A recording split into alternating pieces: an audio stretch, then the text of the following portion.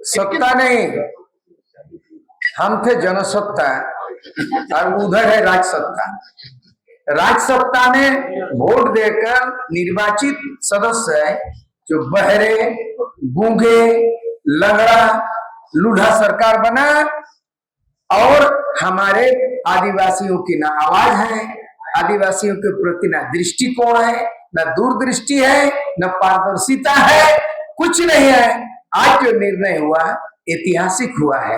दूसरा है, हम जितने भी राय मिला है और जितने भी एक प्रारूप तैयार करेंगे, हमको लगता है कि 1 महीना के अंदर में तमाम विद्वान हम लोगों को एक बुकलेट बनाएंगे, जिसमें राष्ट्रपति को कॉपी देंगे, जिसमें राज्यपाल को देंगे और जिसमें मुख्यमंत्री को देंगे, आदिवासी के 28 विधायकों को देंगे और तमाम 81 विधायक को देंगे और हम लोग वहां पे डेडलाइन जारी करेंगे।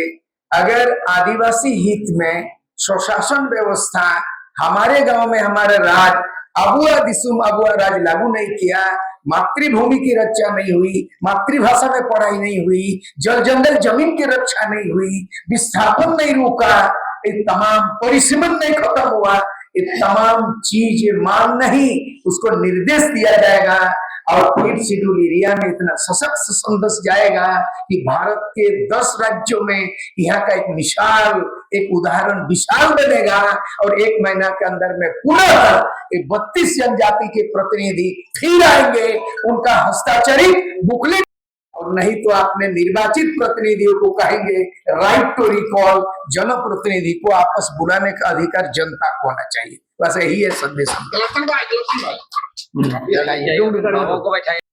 विधानसभा आज जो हम लोगों ने कोई भी बिंदु पर हम लोगों ने आज 32 मुद्दे पर हम लोगों ने जो चर्चा की, आज जो यहाँ पर आदिवासी विधानसभा आज जो यहाँ पर जो चर्चाई हुई है, आज एक झारखंड विधानसभा को एक नेशन देने का हम लोग काम कर रहे हैं। और अगर आज ये जिस तरीके से यहाँ पर परिचर्चा एक मुद्दे पर हुआ है, उसी तरह से अगर वहाँ झारखंड विधानसभा में चर्चा होता तो आज शायद इसका जरूरत हम लोग को नहीं पड़ता। इसलिए हम लोग झारखंड विधानसभा को हम लोग एक आईना दिखा दे रहे हैं कि किस तरह से वहाँ चर्चा होनी चाहिए और उस पर अमल होना सवाल रहेगा। प्रभाकर तिर्की जो आंदोलनकारी भी रहे हैं, अभी जिस उद्देश्य से राज्य बना है, जिस उद्देश्य से झारखंड विधानसभा का स्थापना हुआ, तो वो चीज नहीं हो रहा है। इसी के चलते आज हम लोग को जरूरत पड़ा।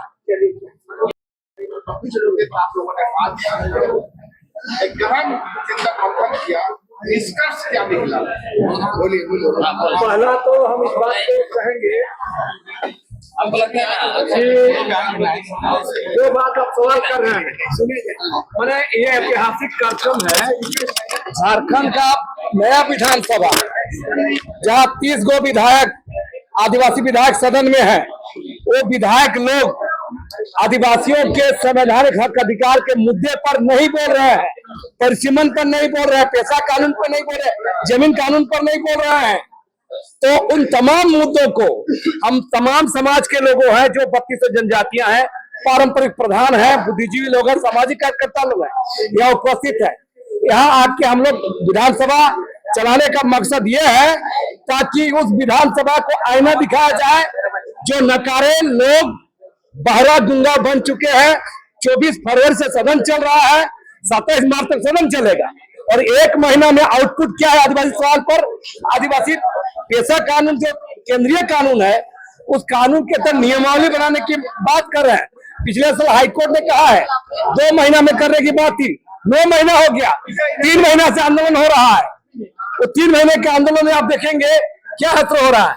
तो मेरा हम लोग का कहना है कि तमाम मुद्दों पर एकजुट होकर के यहाँ पर लोग आए हैं और आदिवासियों को जो आवाज, संवैधानिक अधिकार है, ज्वलंत विषय है, जो मुद्दे हैं, उन विषय को ये विधानसभा एजेंडा बनाए और इस पर काम करे। इसे किस रूप में याद करेंगे और क्या इसकी उपलब्धि रही?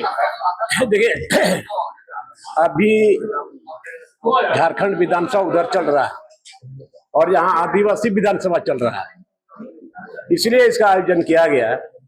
जिस मकसद से यह राज्य अलग हुआ था और आज तक ये 24 साल में यहाँ के आदिवासियों को यह या चाहे मूलवासी भी मिला लीजिए कि आखिर इन लोगों को क्या मिला। और ये भी शरद याद रहे कि जब जब आदिवासियों के बीच में मुसीबत आया है तब तक यहाँ के आदिवासी लड़ाई लड़े हैं, चाहे वो सदन के अंदर में हो, तो जितने लोग गए हैं जो विश्वास था वो तो हुआ ही नहीं। ये मजबूरन हम लोग को ये आज का विधानसभा चलाना पड़ रहा है, आदिवासी विधानसभा।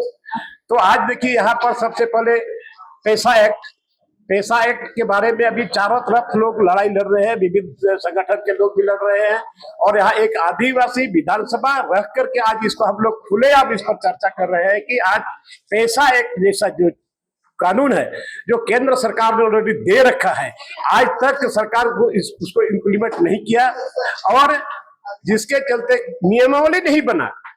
हम लोगों का वही एक प्रस्ताव पास हुआ कि यहाँ पैसा एक्ट जो 1996 जो केंद्र सरकार के द्वारा दिया गया है, और उसमें ग्राम सभा सर्वोपरि है, ग्राम सभा मस्ट है। तो आज हम लोगों ने सर्वसम्मति से निर्णय लिया है कि जो भी पैसा एक्ट केंद्र सरकार से द्वारा दिया गया है उसका जो तय उपबंध है उसको उसी के आधार पर उसमें एक इंच भी इधर उधर नहीं चाहिए, उसी के अनुरूप यहाँ पर नियमावली बनना चाहिए और उसको यथाशीघ्र इसको लागू होना चाहिए। अध्यक्ष जी इधर और अक्सर विधानसभा में जो अध्यक्ष होते हैं विधायकों को नियंत्रित करना उनके लिए एक समस्या होती है। आप भी इस विधानसभा की अध्यक्षता कर रहे थे, इतनी मशक्कत आपको करनी पड़ी? या कोई मशक्कत नहीं करना पड़ा, या पूरा डिसिप्लिन के आदिवासी हिस्से में आपस में किसी तरह का कोई संघर्ष नहीं, अनबन नहीं है। इसीलिए मैंने सदन चलाते हुए किसी तरह कोई मशक्कत क्या मुद्दे पर लगा कि यहाँ का जो सत्ता पक्ष और विपक्ष है एक ही भाषा बोल रहे हैं? खुद जो विपक्ष की भूमिका में थे लोबिन हेम्ब्रम, उन्होंने कहा कि मैं भी विपक्ष में हूँ। इसे किस रूप? जहाँ तक आदिवासी हित का प्रश्न है, जो संविधान में लिखा हुआ है, पैसा एक्ट में लिखा हुआ, हम लोग उसी ये परिवेश में हम लोग बात कर रहे हैं। उसको लेकर आपस में हम लोग का विपक्ष और हम लोग में किसी तरह का खींचतान नहीं है। इसीलिए यहाँ विपक्ष का होते हुए भी समर्थन में सारी बातों को बोला है। आखिरी बात ये कि संविधान से बड़ा दूसरा नहीं है। संविधान 25 अनुसूचियां के लिए अलग से संविधान बना है। अगर वह लागू होता तो आदिवासियों का डेमोग्राफी कभी नहीं गड़बड़ाता, क्योंकि संविधान के अनुसार यहाँ बाहरी लोगों का प्रवेश निषेध है। निषेध होने के बावजूद भी मैंने डेमोग्राफी गड़बड़ा गया। और पैसा जो बना हुआ है उसमें आदिवासियों के अस्मिता अस्तित्व को बचाने के लिए बिना ग्राम सभा का 1 इंच भूमि राज्य सरकार किसी गांव से अधिग्रहण नहीं कर सकती है। ये जानबूझ करके यहाँ के डेमोग्राफी को गड़बड़ करने की सरकार एकदम चुपचाप है। सब बेजुबान हो गया, सब मुर्दा बने हुए हैं। उन लोगों को आईना दिखाने के लिए, उन लोगों को जगाने के लिए, उन लोग जो बेजुबान है जुबान खोलने के लिए आज हम लोगों ने ये किया। पैसा कानून अगर लागू हो लेकिन चुनाव तो होना नहीं चाहिए। नहीं होगा यहाँ पर पैसा लागू होगा तो क्यों नहीं है। चलिए हाँ, जलन मुद्दे है, आपको मिल जाएंगे।